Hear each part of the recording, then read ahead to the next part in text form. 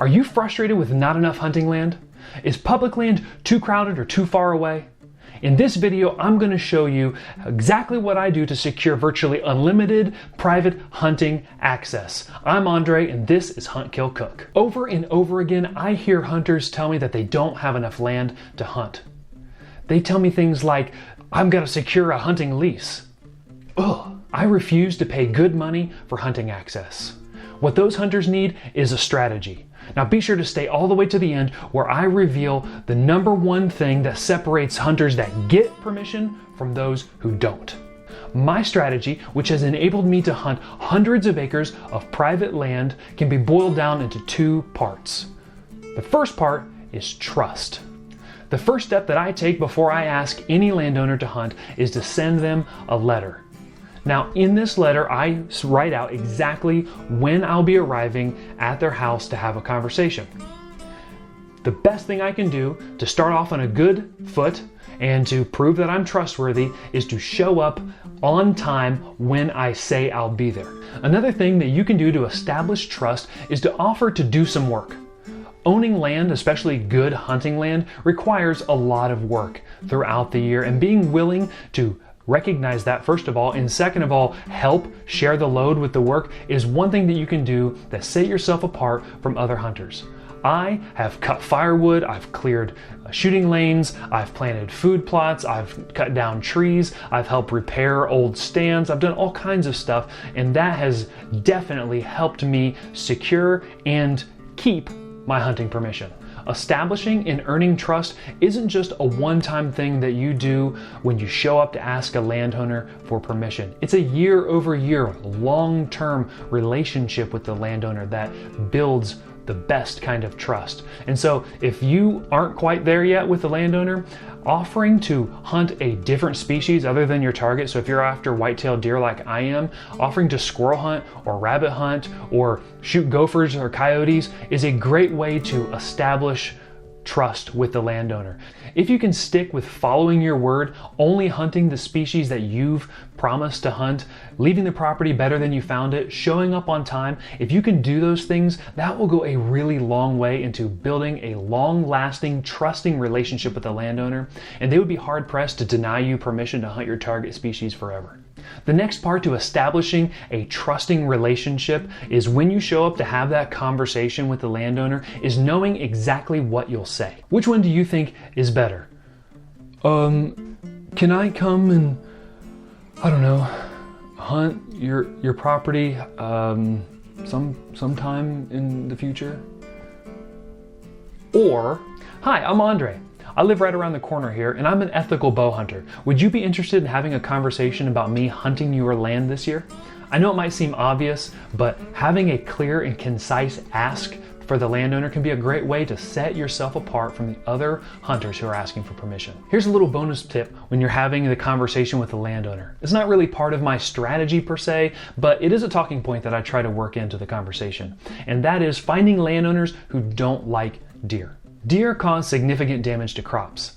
Now, if this landowner has a field behind his house that is consistently getting damaged by deer, you showing up to help remove the problem can be a godsend for him. So try to work that into the conversation and it might pay off. Continuing on the theme of establishing a trusting relationship, a great place to ask for hunting permission are places where people already trust you. Church, school, your job, family gatherings, hanging out with friends, all of these can be great places to ask for hunting permission.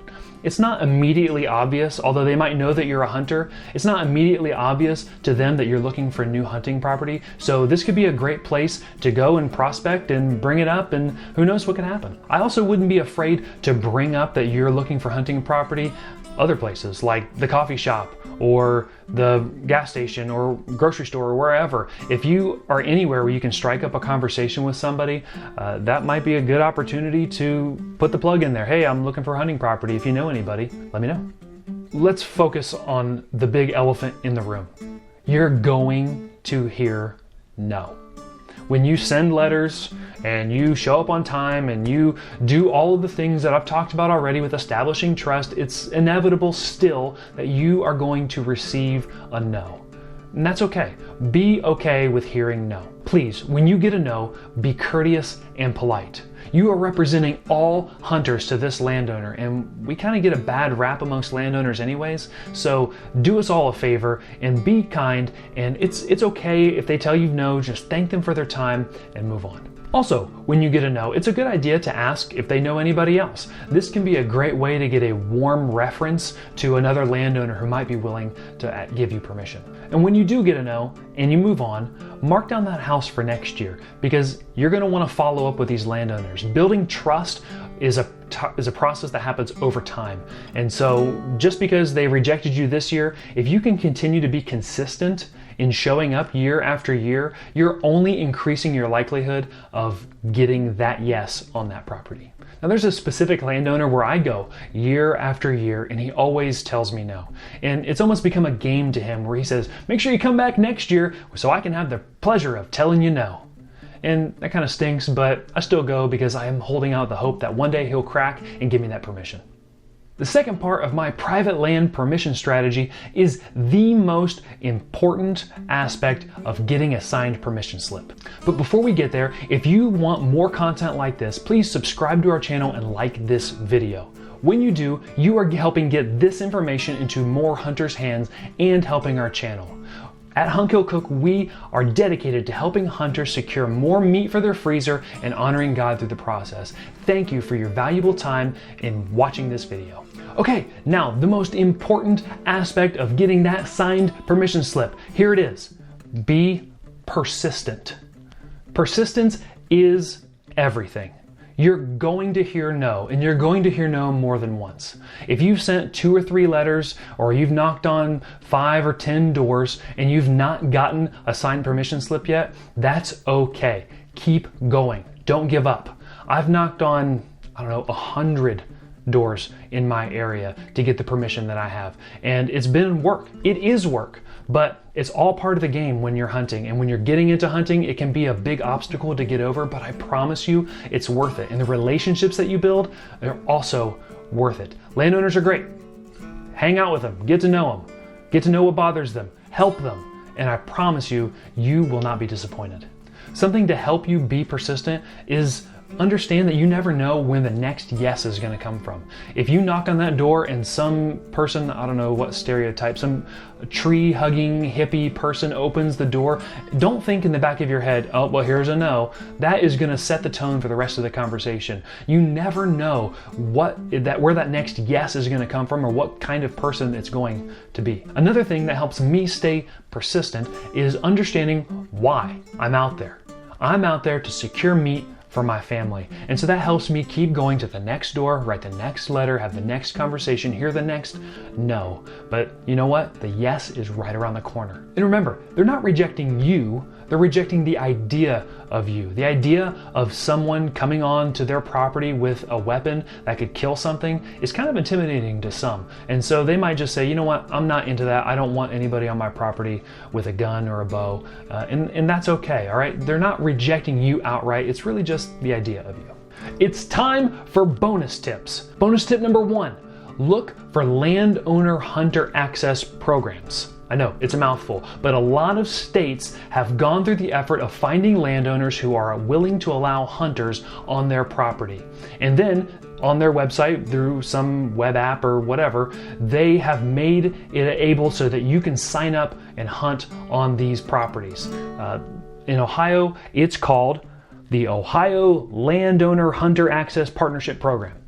And I'll put a link to that in the description if you are located in Ohio. It's kind of a blend between public land and private land. It's publicly available to anybody who wants it, but also it's private. When you get that permission slip, you are the only one allowed on that property that day, and that's a game changer. Bonus tip number 2, if you are new to hunting, don't be afraid to admit that to the landowner. You don't have to be the macho master hunter to get a signed permission slip. It's okay to tell them, I'm new. This is my first year. A lot of landowners are hunters themselves, and they want to give back to the hunting sport that has brought them so much joy over the years. And they might see you as the opportunity to give back, helping you come out for a weekend or an evening or maybe a whole season and allowing you to hunt on their property. That could be what sets you apart. Bonus tip number 3, this has been a game changer for me, and that is don't hunt bucks. If you're hunting white-tailed deer, like I am, don't hunt bucks. I know that's kind of a bummer for some of you, but for me, it's great because I get to put meat in my freezer through a lot of high-quality trophy does. Also, like I said, landowners are often hunters themselves, and they're usually hesitant to give permission to someone who they think is going to come and steal that big buck that they've been watching on their trail cams all summer. So if you can take that worry away from them, that is just a feather in your cap and another thing to differentiate you from everybody else.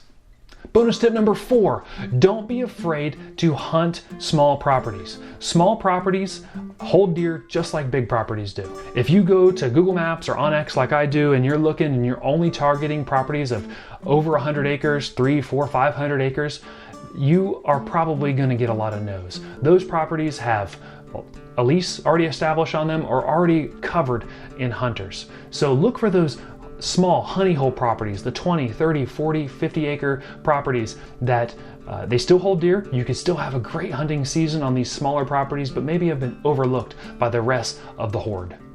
That's it. Thank you so much for watching this video. Hunt, Kill, Cook, out.